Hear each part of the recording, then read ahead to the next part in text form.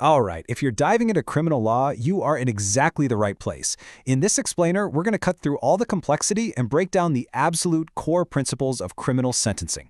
Seriously, think of this as your ultimate study guide. Let's get right into it. So here's our game plan. We're going to walk through the 5 foundational pillars that every just sentencing system is built on. We'll start with human dignity, then move to equality, the rule of law, fair process, and finally, proportionality. Each one really builds on the last, so think of these as the 5 key chapters you've absolutely got to know. First up, we have the bedrock, the absolute foundation of the entire system, human dignity. And don't think this is just some lofty philosophical idea. It's a very practical principle that shapes every single decision a court makes. So, what does this actually mean in practice? Well, at its heart, human dignity is this core belief that every single person has worth, just by being human. It's not a privilege the government gives you, and this is the crucial part, it's not something the government can take away, even if you've been convicted of a crime. It's inherent. Now, this idea has a really important job to do. It acts like a shield, or maybe a brake, on the power of the state. It's what stops courts from making decisions based on a whim or personal feelings. It ensures that sentencing isn't just some arbitrary act designed to crush a person.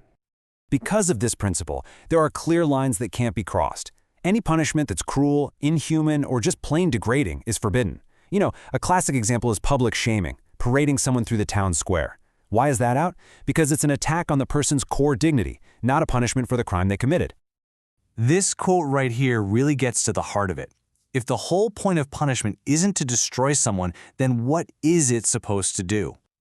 Well, the goal is rehabilitation. The idea is to transform an offender into someone who can be a productive member of society.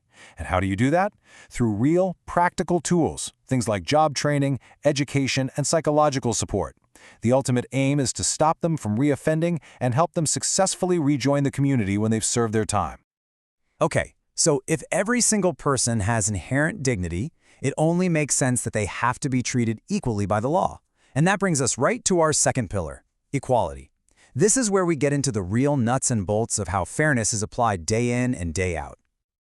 The principle of equality is actually pretty simple, but it's incredibly powerful. It just means this: similar crimes committed in similar circumstances should get similar sentences. The focus has to be on the act, not on who the person is. And this table makes that distinction crystal clear. Look on the left. Those are the factors a judge should be thinking about. How serious was the crime? How much harm was done? Were there any mitigating circumstances that might lessen the blame or aggravating ones that make it worse? But now look at the right side. These are the things a judge can never consider. An offender's race, their gender, their religion, how much money they have, all of that is completely off the table. It has no place in a just sentence. So, how do we make sure this principle of equality actually works in the real world? Well, it's really built on 4 essential components. Let's break these down real quick. First, treat equals equally. That's the basic idea. Second, zero discrimination based on those forbidden factors we just saw. Third, avoid unwarranted disparity. That just means we shouldn't see wild, unexplainable differences in sentences for similar crimes. And finally, judges have to make objective decisions based only on the facts and the law. Okay, so we've established that everyone has to be treated equally under the law.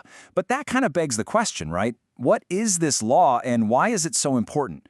That brings us to our third principle, the rule of law. This is what separates a real justice system from just raw power. The rule of law means that sentences have to be based on laws that already exist.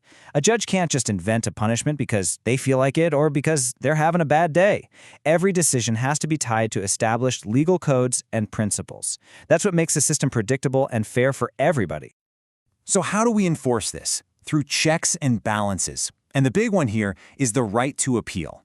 If someone believes their sentence wasn't actually based on the law, they can ask a higher court to take a second look. This is huge for holding judges accountable and keeping the whole system in check. Next up is due process.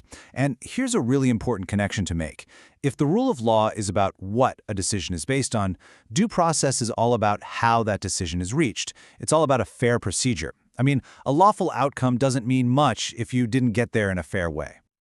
And there are 3 absolute non-negotiable steps here. First, the right to be heard. The offender has to get a chance to present their side of the story and any mitigating evidence. Second, the right to a lawyer, even if you can't afford one. And third, the right to challenge the evidence that's being used against you. Each one of these steps is a critical safeguard. And that brings us to our fifth and final pillar, which gets right to the punishment itself. This is the principle of proportionality, and it works hand in hand with its partner, consistency, to make sure the punishment actually fits the crime. You can think of proportionality as the great balancing act of justice. It's a simple idea. The punishment has to match the crime. You know, a life sentence for shoplifting? That would be totally out of proportion, just like a tiny fine for a violent crime would be. And this balancing act can go wrong in two ways. A sentence that's way too harsh, an excessive sentence, violates the offender's human dignity. See how that brings us full circle, right back to our first principle? But on the flip side, a sentence that's too lenient disrespects the victim and makes the public lose trust in the system. Either way, justice fails. So working right alongside proportionality is consistency. This is what makes the system predictable. If two different people commit the exact same crime in the exact same circumstances, the public has a right to expect a similar outcome. That consistency is absolutely vital for people to have faith in the whole legal process. And hey, this isn't all just abstract theory. You can see it in action. For example, Ethiopia's sentencing policy directly writes these principles into its laws. It actively encourages alternatives to prison, like community service, and puts a real focus on rehabilitation. It's a great example of these ideas being put into practice. Okay, for everyone hitting the books, this is your money slide. Let's boil it all down. Number 1, sentencing is guided by principles, not by a judge's whims. 2, human dignity is the non-negotiable foundation of everything. 3, real fairness needs both equality and due process. And 4, the punishment itself must always be proportional and consistent. If you can nail those 4 points, you've got the foundations of sentencing down cold. So these 5 principles really paint a picture of what an ideal justice system should look like. They are the goalposts, the standard we're striving for. But that leaves us with a really important question to chew on. What happens when reality falls short? What are the consequences for all of us, for society, for victims, and for offenders, when the system we have doesn't live up to these essential ideals?